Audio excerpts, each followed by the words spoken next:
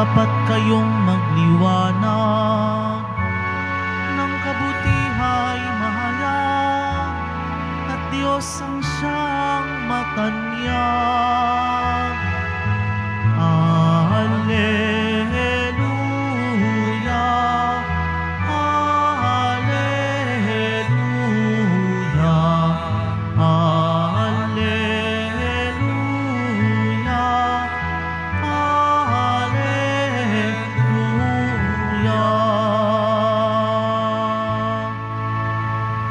Sumainyo ang Panginoon. At sumayo rin. Ang pagpapahayag ng mabuting balita ng Panginoon ayon kay San Lucas. Papuri sa iyo, Panginoon.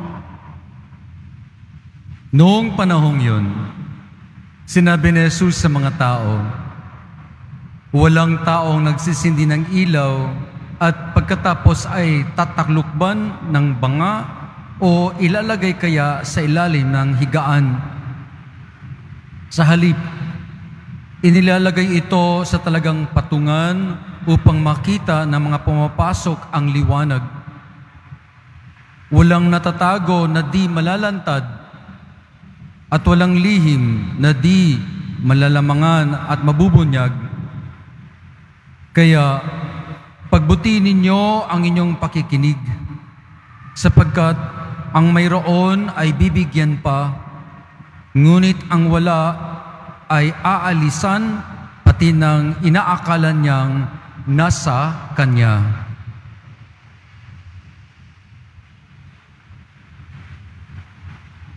Mabuting balita ng Panginoon. Pinupuri ka namin, Panginoong Heso Kristo. Magsiupo muna po ang lahat. Mga kapatid, di po ba, pag madilim ay nagsisindi tayo ng ilaw o kandila. Tingnan ninyo ang mga ilaw natin sa dambana. Nagliliwanag. Di naman pwede na pag-on natin ng mga ilaw na yan ay tatakpan natin, di po ba? Ganyan ang sinabi sa atin ng ating Ebanghelyo. Pero sa anong paraan natin maita-translate ba ito sa ating buhay ngayon? Ang pagsindi ng ilaw ay katulad ng paggawa ng kabutihan. Meron tayong tatlong bagay na matutunan dito sa ating Ebanghelyo ngayon. Kung tayo'y gumagawa ng kabutihan, una, nagliliwanag ang muka ng Diyos, sapagkat ang Diyos ay kabutihan. Kung gumagawa tayo ng kabutihan, nakikita natin, nararanasan natin, at nasasalubungan natin ang Diyos. Kaya ang lahat ng ating kabutihan ay nagbibigay ng kaluwalhatian sa Diyos. Kahit na ang mga pinakamaliit nating ginagawang kabutihan o kawang-gawa ay nagbibigay ito ng karangalan at pagpupuri sa Diyos. Ibig sabihin yan ay nakikita ng Diyos ang lahat ng ating ginagawa kahit na walang nakakakitang iba sa atin. Nakikita tayo ng Diyos. Pangalawa, sa paggawa natin ng kabutihan, hindi ito para sa ating mga sarili na katulad ng ginagawa natin sa Facebook na i-edit natin ang ating mga photos sapagkat gusto natin mas maraming mga likes. Di po ba? Kundi ang paggawa ng kabutihan ay makita ng iba, hindi dahil nagpapakitang tao tayo, hindi dahil nagpapakitang gilas tayo sa iba, kundi upang pag nakita ng iba ay gayahin nila tayo at gumawa rin sila ng maganda.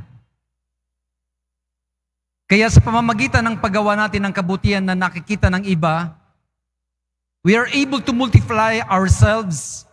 We are able to multiply the goodness that we do. Pangatlo, maganda na ang feeling natin pagkatapos na tayo nakagawa ng kabutihan, di po ba? Pero ang kabutihan na ating ginagawa ay hindi talaga naman para sa atin yan. Katulad ng kandila, tingnan ninyo, nagbibigay ng liwanag, pero habang siya ay nagbibigay ng liwanag, namamatay siya sa kanyang sarili. Ganyan din ang mga fluorescent lights natin. Hindi yan iilaw habang buhay. Habang sila'y nagbibigay ng kanilang buhay, namamatay sila paunti-unti hanggang mawalan sila ng liwanag. Yan tayo. Sa paggawa natin ng kabutihan, it's not about us. Sapagkat sapat na nakagawa tayo ng kabutihan, sapagkat ang paggawa ng ang kaligayahan sa paggawa ng kabutihan ay sapat na para sa atin. Kaya mga kapatid, anong saya ng pagiging Kristiyano natin na sa pamamagitan natin, una, God shines. Number 2, that others shine. Number 3, that we also shine. Kaya, gumawa tayo ng kabutihan habang may panahon pa.